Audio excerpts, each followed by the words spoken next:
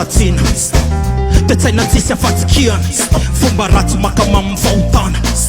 de voly sy ny asany satana reo mpanararotra fahefana mpanakarena lasa ambony ny lalàna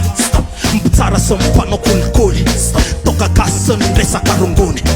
sotomita sy ny resaka pede mpivaro tena eraky ny miarabe orona tsara mpampandia fitombenana pitsangatsanga ao an-trano fonenana erisetra amire mimpianakavena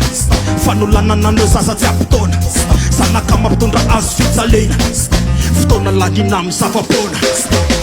fomba ratsika eo elana tsika rehetra mbola ho tsaraina mbola misy ny fanatenana ompandova lanitra isika riakama fomba ratsika eo elana tsika rehetra mbola ho tsaraina mbola misy ny fanatenana ompandova lanitra isika riakama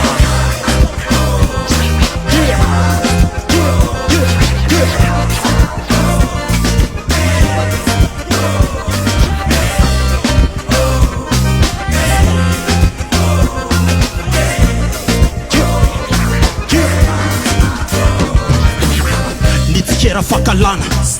kiana sy reo metalatala ady hevitra amy resaka finoana so sapatabatisa resaka zandro ny zokiny reny kristianina nefa manompa reny tena izy sy ny kiana hoe secte tompona ndraikitra mijano no spectre ela maniratsira fivavahany io fofonainy la io mbola izy stop valipolo taona io defa misy stop tsonjovino avy fomba ratsy ataovy stop de magneny fanopana sy ny adevitra anaty rapy aretineny andohatra ny apalady stranona amin'ny anaran'i Jeso Kristy stop fomba ratsika eo elana tsika rehetra mbola ho tsaraina mbola misy ny fanatenana ompandova lanitra isika riakama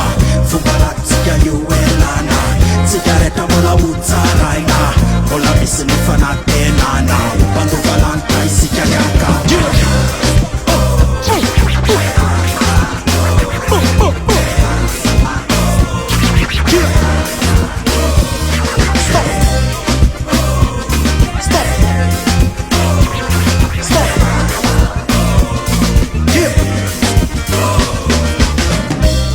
zay amy manaraka andray raha tsy mione ty de ary tandre mitsitako any peace